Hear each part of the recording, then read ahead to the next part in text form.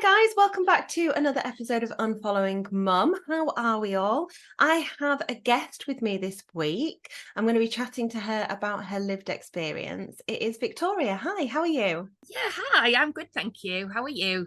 I'm good, thank you. I've got coffee in hand, ready Oh, to go.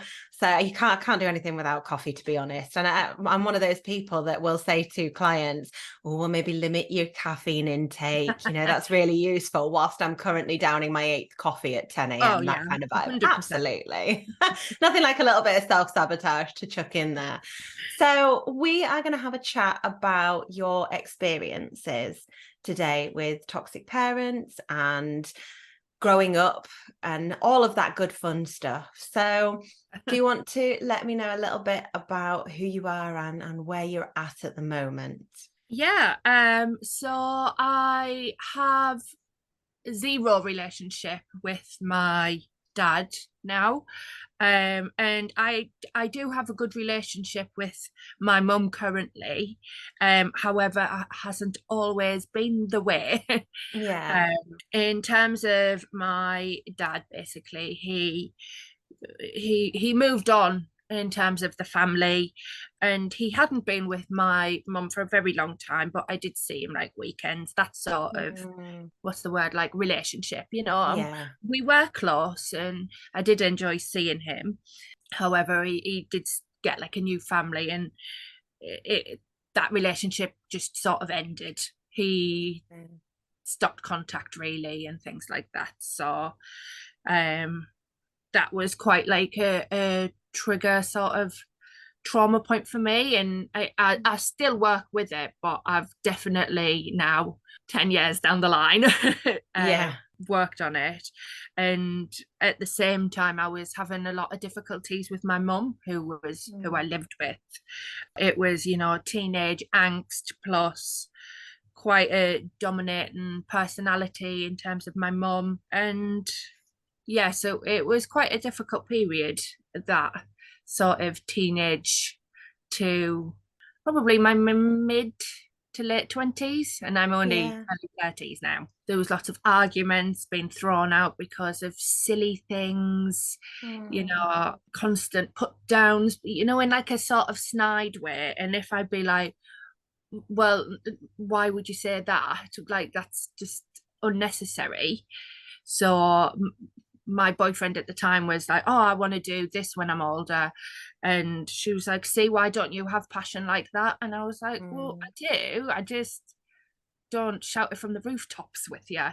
And then Yeah. that kicked off a whole argument. And then I got kicked out. And it was only for the night, but it was just this whole sort of rigmarole of never knowing where I stood, or if I didn't agree with her, it was wrong, basically. Yeah, her way was the highway kind of vibe. Yeah, I think it's really difficult when we are, and so many people have similar experiences of that really fractured relationship when they're in their teen years. And, yeah, there's a whole reason that we talk about how difficult teen years are, and we talk about, parents struggling through teen years. And it is because you've had this relationship with a child who you essentially tell them this is what should be, and they don't mm, question it because that's what kids do. yeah, So many children don't have any idea that their relationship with their parent isn't healthy. And why would they? Because that's exactly. where they're taught the relationship is meant to be at. This is how things are meant to be. And then when you get into your teen years, you start to really push back. And even in the healthiest of relationships, the whole point of our teen years is that self-exploration, that Mhm. understanding of what makes me me, what do I believe, who am I? And there's no scope for that when you're in a relationship with a really domineering parent, or a parent who has those behaviors that are emotionally immature, where they feel that they are always the one in the right, where they don't have any space for your personality or for Yeah, you to become who you want to be. They just want you to be mini versions of themselves. yeah, exactly. And it was always, I do understand a lot of the time it was done with love. It's like it wasn't necessarily, just to be mean. She wanted me to be able to have a good career, which he never got the chance to do, and things like that. So I do understand where that came from. It was a sort Mm. of, but it was just done completely in the wrong way, and it just pushed me away from her. Yeah. And at that point in time, I felt like I'd lost my mum and I'd lost my dad. I just felt completely on my own. Mm. And when I've spoke to her, when like being older, she was like, well, I felt I was losing you because it was always just me and you. And it was like, yeah, but you're the mum. Like, Yeah. like Yeah. I shouldn't have had to look after you, Mm. thinking, oh, I need to spend some time with my, that's not how that works. Yeah. So it was just this whole difficult period, and her really wanting me to do well, and that was a lot of pressure. Mm. Like I got really good marks in, say, my GCSEs, for example, but we'd had an argument that morning, and when I phoned her to let her know, she was like, and I was like, oh, I got all these like A's and things like that, thinking, well, at least like she'll be proud of me. She was like, yeah, but you didn't get any A stars. She didn't Oh. say well done or anything, and it was just like, Oh. oh, okay, you know. Yeah. It's all those things, those messages of not being good enough. Yeah. And we can push our children because we want them to have passion in things. We want them to feel fulfilled. We want them. And sometimes I think there's a level of projection that we're all Mm, guilty of, because when you say, oh, well, she wanted me to do well and she wanted me to have a good career because she didn't get the opportunity, there's the question of, but would that have been what you wanted, or did your yeah. goals lie differently? And that would have been okay.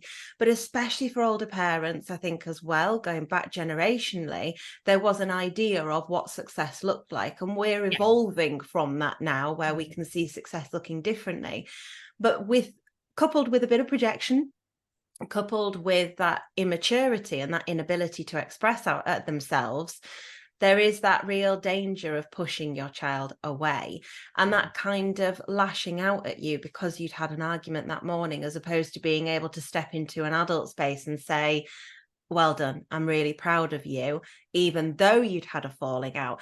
And I think quite often when there has been that abandonment from that father figure as well, you're looking for all of it from your mum. Yeah. So I've found through a lot of expense of counselling. I've Yeah. been through all of the routes, finding out that it was just hearing sorry, or well, I was proud of you, I am proud of you, can sometimes just make the whole difference.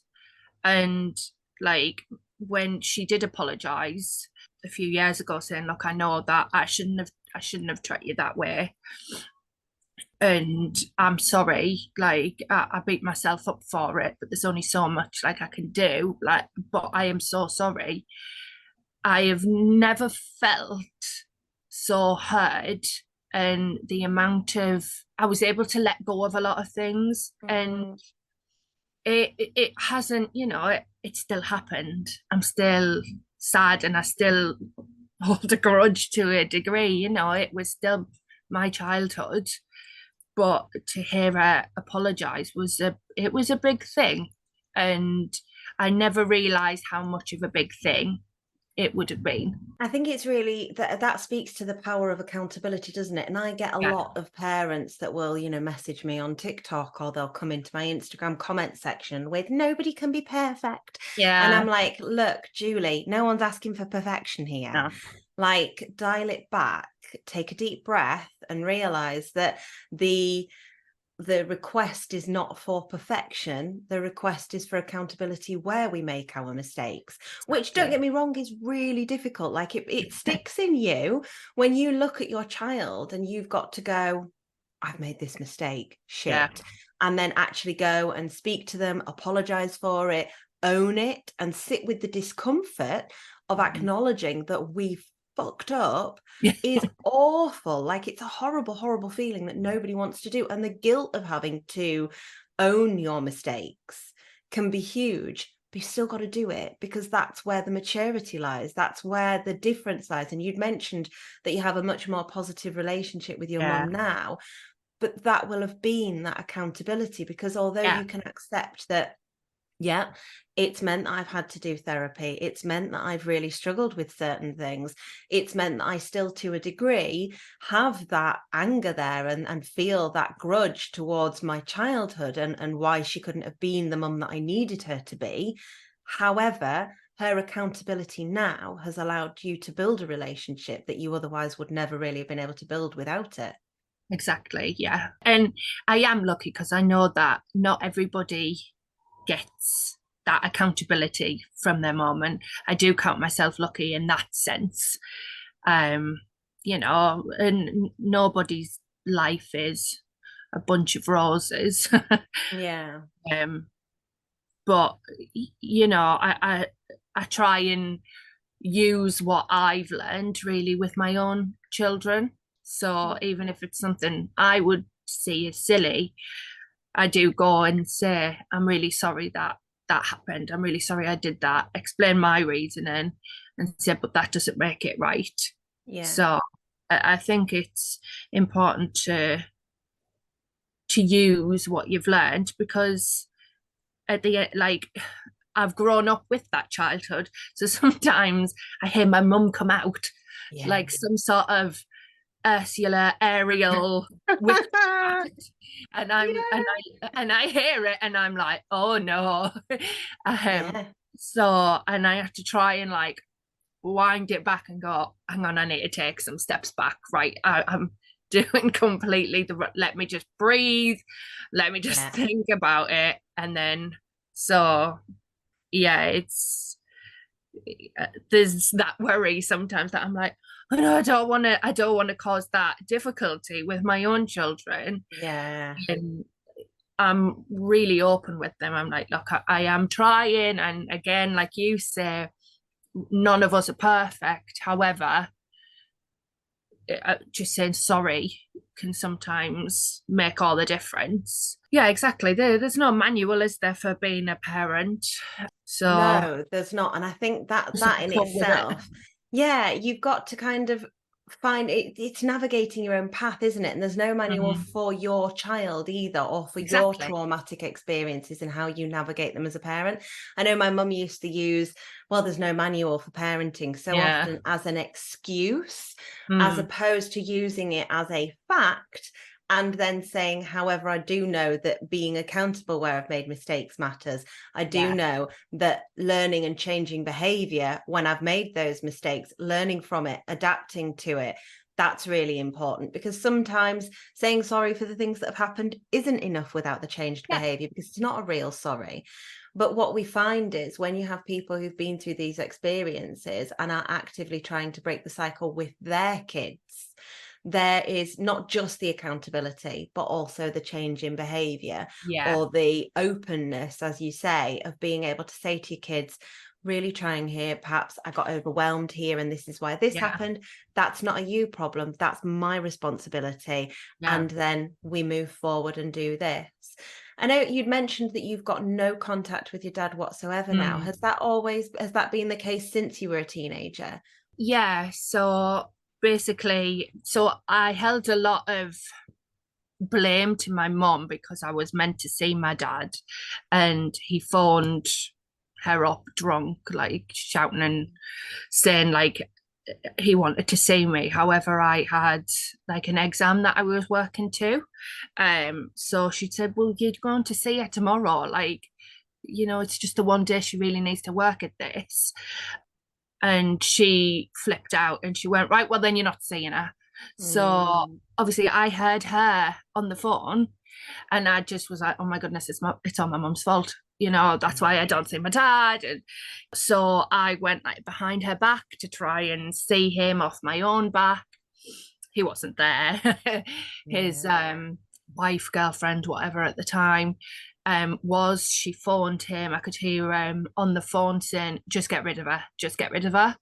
Mm. Um, so I left. And then there was a whole palaver of then the girlfriend, wife, whatever, turning back up at, like, my house. And obviously my mum wasn't aware. So she was thrown in at this deep end. And I was like, oh no, what have I done?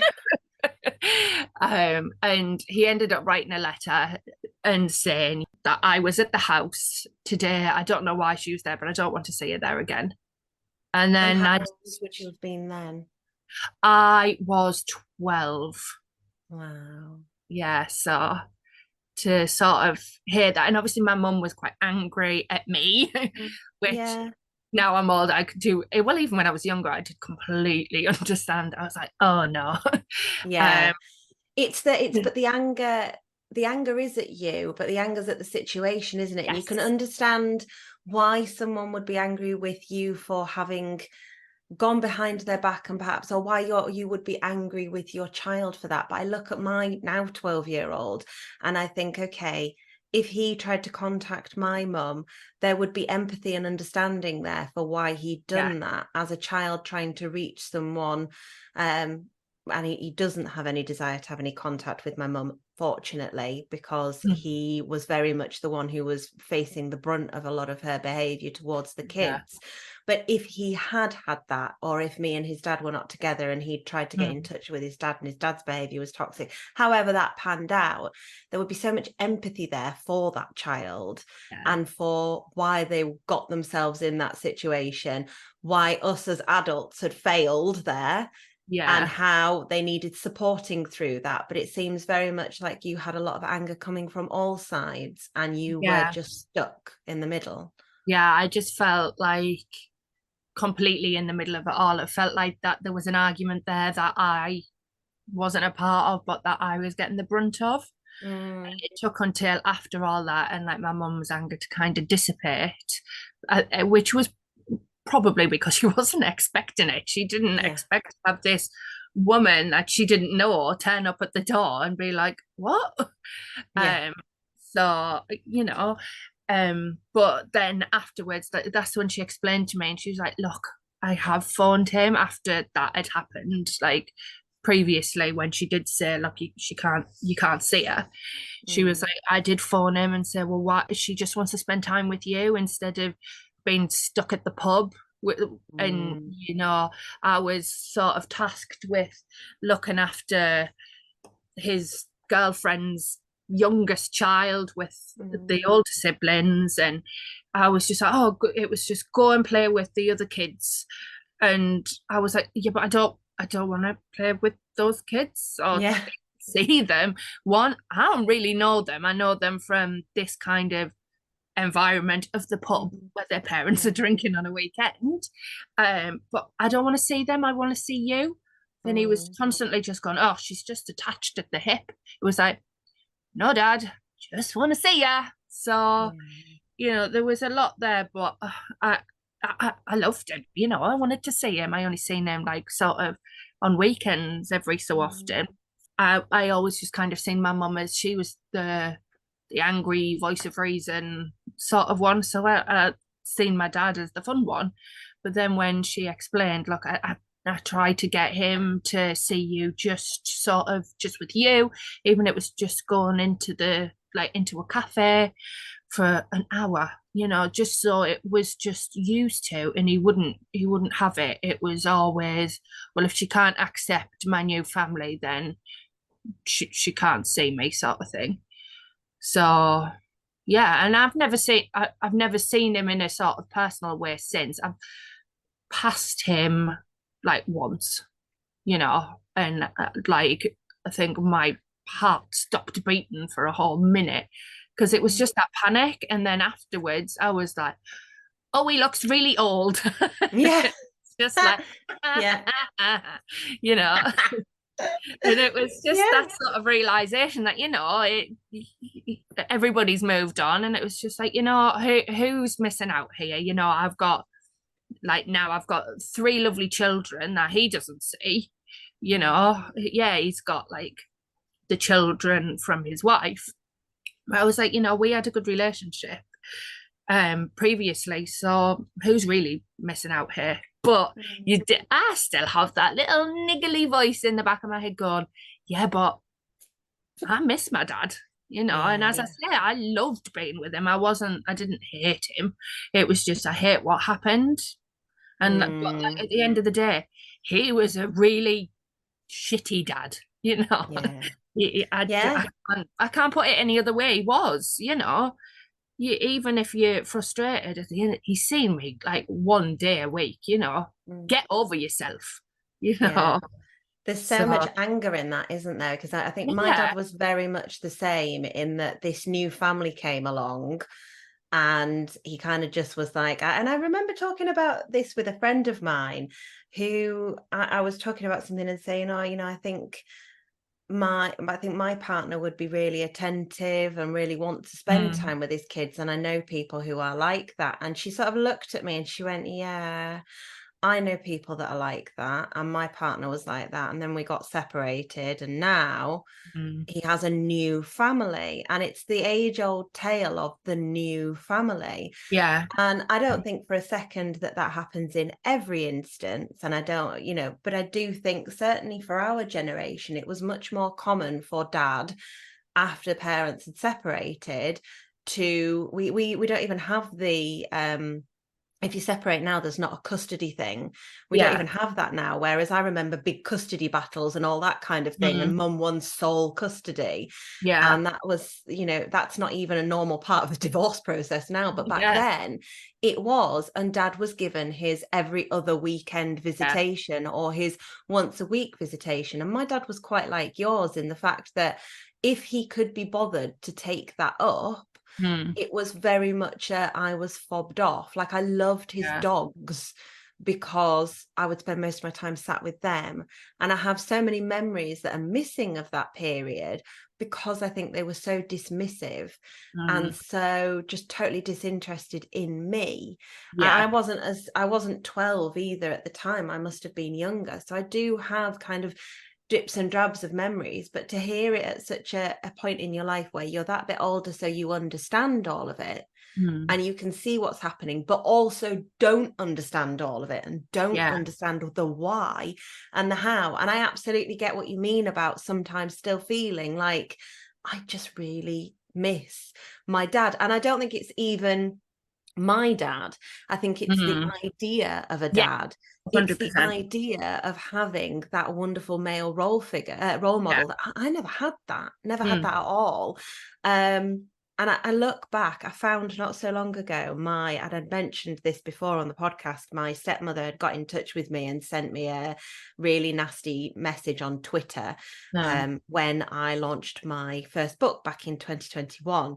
And it was Yeah. kind of just like a snide jab of, oh, well, I hope you've included this that your mum did. And I'm like, honestly, why the fuck would any of that be included? And what does Yeah. that have to do with a book about mum hacks? Like, and what does that have to do with me? These are Yeah. things that happened between you guys as adults when I was like 8. What does it have to Yeah. do with me? In fact, it was actually something over a passport. And I was like, I do know what you're talking about because it's made my passport really difficult. I had to change my name by deed poll, actually. But it was really frustrating. And yet again, it was me that was not only getting shit from them as adults in her sending me Yeah. a nasty tweet, but also it was me that had to deal with the fallout of all of it in having to go Mm, and change my name by default. And I'd sent her a long reply on Facebook Messenger. No idea if she'd ever seen it because there wasn't enough on Twitter to actually be able to respond to her properly. And I'd sent this long reply on Facebook Messenger and it popped up not so long ago. And she changed her picture to a picture of my dad and her with their 2 adopted children. And yeah. I'm not going to lie to you, it won't have been long before he died. And he was wearing a shirt that I think he was wearing in one of the last times that I saw him, which probably tells you how much of that period of time I still have inside me and still have that longing for that relationship. But it proper stung. I was Yeah. like, why is that man sat there with that woman and those 2 bloody children when he could have been with me? And that, Yeah. that little inner child leapt up and was like, well, that was rude. That Yeah. real stinging feeling of, why wasn't I enough? Like, why didn't he want to be with me? And there was all these occasions that kind of came rushing back of the times he didn't want to be with me, where he would be playing games in his office while I was sat downstairs with his wife who didn't like me. And I mean, I wasn't a fan either, to be frank, but she was the adult in that situation. Yeah. I mean, I was horrible to her, but she was the adult there and needed to set those boundaries, but also needed to have some empathy and compassion for this child who was really being weaponized by her mother, but Mm. also being totally dismissed by her father. And yeah, it was such a difficult period to navigate, and such, still, even in my 30s, seeing that image, such a realization that I really do have that longing somewhere deep inside there for what should have been. Yeah. Mm. I can completely relate to that because I have a half brother as well, and he they never had contact either, basically. He's now got children and things like that, and he's actually back in contact with my dad. Mm. And I just seen a picture, like not knowing that they were back in contact and things like that, but I knew he was friends with my dad's wife's children. And then seeing a picture of them all round a dinner table. So, like my Mm. dad, his wife, her children, then my half brother with his like wife and kids. I was like, um, what? Yeah. I was Yeah. just like, what's happened there? Like, and I was so angry. I was Mm. so angry. I don't even have contact with my half brother anymore because I was that angry. I was like, Mm. how can you have said, like, really related with me about these feelings about him, and then now you sat there happy as pie being like his friend? And I was just like, no. Yeah. And seeing like all these happy family pictures, I was just like, why were they good enough? Like, Mm. why why was I not enough? Why was it Mm. that my childhood memories of you is sat in a pub all night being pushed out to try and be with the other kids? Mm. Why didn't you want to spend time with me? Why was it that if I slept over, the next morning I had to get up on my own, even though I tried to wake you, but you were so hungover, I had to just go downstairs on Yeah. my own. It was like, so why were they different? Why were they better? And I know that it's not like that, but that little voice that you can't ignore, Mm. it just niggles, and you have to like talk to yourself like some sort of mad woman and just kind of go, shh, no, that's Yeah. obviously not the case. So in But coaching and in therapy, we have we have the term for being that mad woman. And that's reparenting yourself.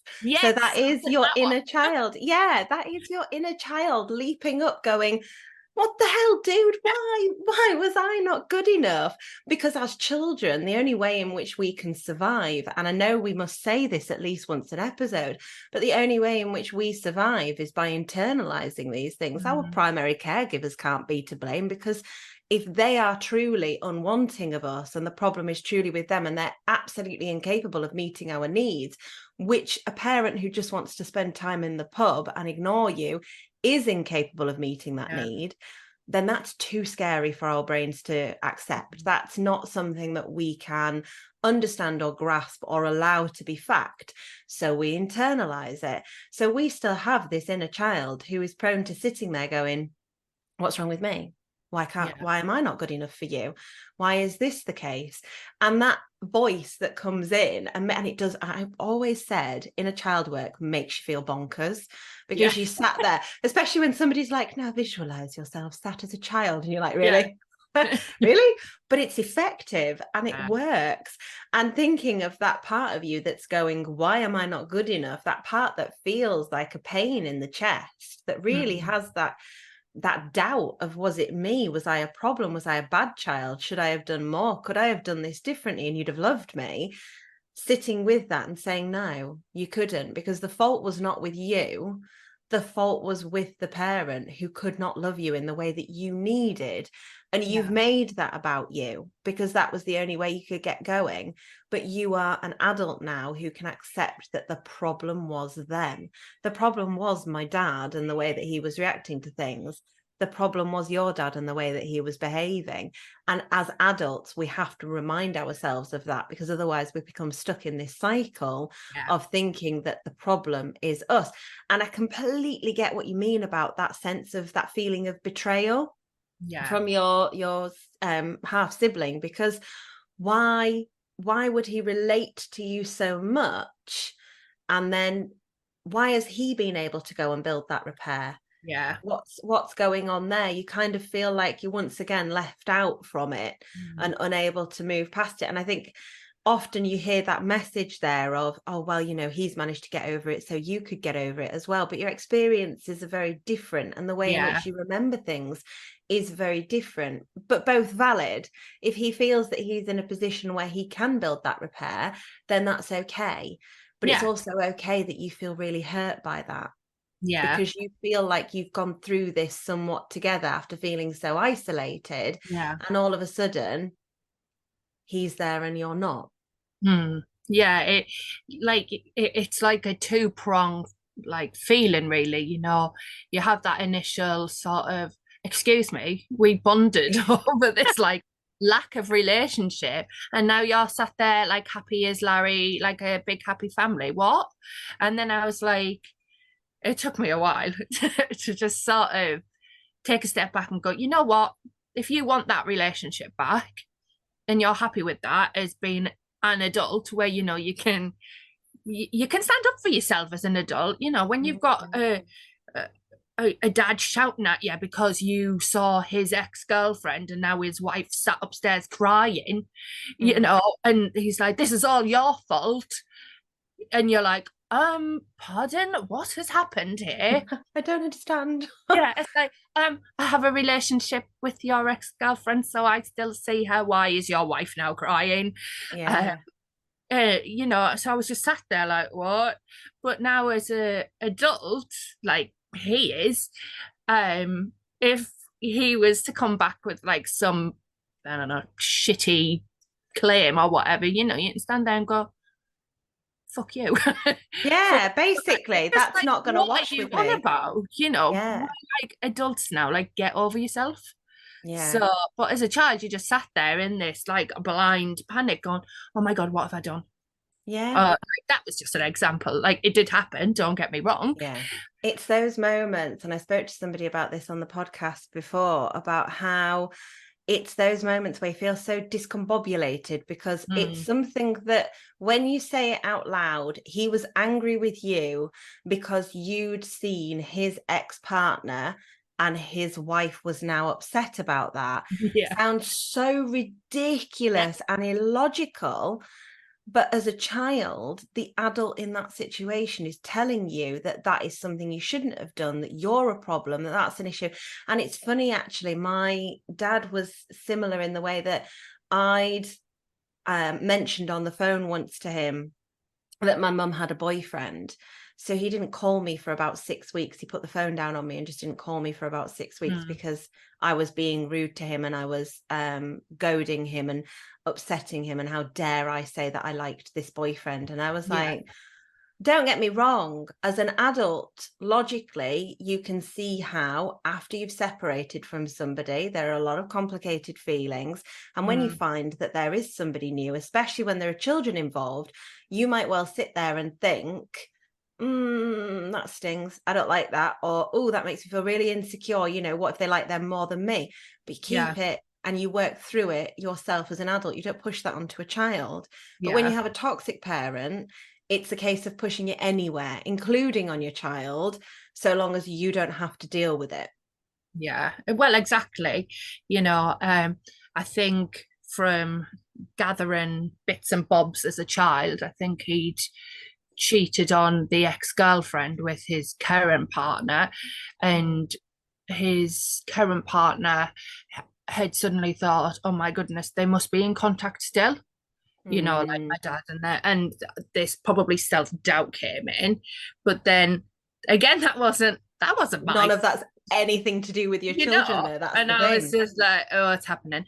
So obviously my dad came down, shouted at me for seeing her, and then I had to go upstairs to this, which I did feel for her in a way, but you know, if you get with a cheating husband, you know, you make your bed. Um, for Yeah. want of a better word, you know, you can anyway. That's a different story. Yeah. No, So I I had get you. to, You know, it's that adult responsibility yeah, for your own actions. There's always going to be that insecurity there. yeah, exactly. So I had to go upstairs and apologize and promise never to see her again, Mm. and then go back downstairs like, what's happening? And then I Yeah. told my mom, and she was like, what? And she was like, you know what? If you still want to see her, like his ex-girlfriend, just don't tell him. And Mm. I was like, okay. So I've seen So her for many a lot longer than my conflicting dad. messages. Yeah. It's So just many like, conflicting this is messages. weird. Yeah. Such a bizarre situation, and so many messages coming at a child from different angles. And I think it's Yeah. something that so many people relate to, because when divorces are messy and there's lots of different components in there, Yeah. it's messy for the child when you've got adults that can't own their own egos and their own insecurities, because her insecurities might well have been very valid and her Yeah. insecurities might well have been reasonable. She might well have had cause to feel that way, but that's something that should have been discussed with him, Yeah. and something that if she was upset could have been, this is nothing to do with you, this is between us, Yeah. go and do some playing or something, we just need to have a chat, and then we'll revisit it later when the Yeah. kids are in bed, or we'll do this, because that is handling your own stuff and then talking about it as adults. And I can imagine your mum's frustration was huge there, that yet again it had been put on you, but you've also got from your mum the same kind of thing, really, of putting Mm. this emotional responsibility for her happiness onto you. Yeah. Mm. So yeah, it was a sort of, what am I doing? And I did feel a little bit like my dad was being stupid, because I told him, because when he said, oh, what did you do this week in the car when there was just the two of us, I said, oh, I went and seen insert name here. Yeah. And he was like, why? And I was like, because I like her. Yeah. You know. And then obviously he then went home, like we went to his house. He then told his wife slash girlfriend, like, then, and then that's what kickstarted it. So it's a bit like, well, why'd you tell her? You Mm. know, if so it just felt like this, why no, but she wouldn't have known, you know. Yeah. So why did you feel that the need to tell her, to then upset her, to then upset me and upset yourself, when it one had fuck all to do with both of yous? Yeah. It's that creating the drama as well, I Yeah, would I say was that, just as like, it seems, what? unless it's ranting to her as in, oh, she's been and seen this person and this has really Yeah, bothered me. I don't know, that strikes me very much as that toxic person creating drama yeah, to then use as an excuse to attack, which is yeah, really frustrating, and something that is so common with toxic parents, that creating of dramatic situations yeah, that they can then use to put you down and use to vilify you, if you like, when 9 times out of 10 you've not done anything wrong, or even if you have done something that's wrong, it's because you're a child and you're learning, and it could be yeah, handled in so many different ways, and yet it's handled in a way that makes you out to be some kind of villain who's deliberately hurt everybody, and it just yeah, reinforces their narrative of you, which is really frustrating. yeah, exactly. But it was just always a bit of a mess and a bit of a drama during like those sort of ages. And like, my mum was trying to protect me from those dramas with my dad, but by not telling me certain things, which I completely understand why she wouldn't tell me, because it would upset me, made me resent her more. So Yes. as I say, by not saying, look, I've tried to say, well, why don't you meet up, but he won't, made me think, well, it's all her fault. Yeah. Added to that, like, kind of resentment, so that when things happened, and it was always, oh, you're just like your dad. That Oh was yeah. always, I hate that one. Yeah, It was that is the always, worst and one, I was because like, okay, Yeah, you grow up hearing, and that was one of my mum's absolute favorite sayings, but you grow up hearing how awful this person is, how he's the worst of the worst of the worst, how he's at the root cause of all our problems. And then you have thrown back at you, you're just like your dad. And you think, right, so that must mean that you really hate me, that I'm really, because these are completely subconscious messages. You're not even aware that you're thinking them at the time. You just know it really hits different and it really stings. If somebody else had said to you, you're really like so and so, it wouldn't be the same. But as well as a child, you want that loving relationship with that parent, and it's yet another reminder you don't have it. Yeah, I just never felt good enough. It was just, I didn't feel good enough for my dad. Is that why he's now got like new children? I think at the root of it, that was it. I didn't feel good enough for my dad. I didn't feel good enough for my mum because there was all these arguments, and apparently I'm just like my dad, and you know, and my grades aren't as good as she wants them to be, and maybe I'm not as passionate about things as she wanted me to be, or vocalize it at least. And it just felt like this total, I'm just disappointing everybody. Like, what can I do? And all I did was strive to like not disappoint. And then I didn't know what I wanted. I was just like, right, I want to do this, that, the other. It was always instilled in me that I was going to go to university. It's just like, oh, you'll do this, you'll go to university, you'll get a good job. But then on the other hand, it was like, oh, and then you'll marry a good doctor. And I was like, but I want to be the good doctor. I want to be the one with the money. You can't tell me one thing and then swing it with the other. And then, I went to university and I found it so hard. I found that pressure too much. And I ended up leaving and things like that. And like, so I'm in a job role that I really enjoy, but is not kind of where I was expected to be. And so I still get those moments, especially, you know, with our mental health, I think we all still get those little niggles, even when we've worked at it really hard. It's still like, am I still disappointing everybody? You know, I was expected to be a high flyer and things like this, and like, you know, I'm happy with my job role and things like that, but I'm not where people would expect. Am I letting people down? And I just like wish that whether it was my mum, my dad, whoever, I just said, you know, you are enough. And it's wrote everywhere and things like that. But sometimes you do need somebody else and not yourself to say, you know, you can do as you want, just be happy. And now that me and my mum have 100% got a better relationship, you know, she's changed in ways. And if there's anything, you know, I'm a bit like, okay. You know, I now can get past that. Whereas before I'd kind of go, no. Sometimes it's just like, it's not worth it. So in order to kind of preserve that relationship, so it was just when my mum finally said, as long as you're happy, was a bit of it was a nice relief. And, you know, obviously it's not a cure-all sort of thing, you know.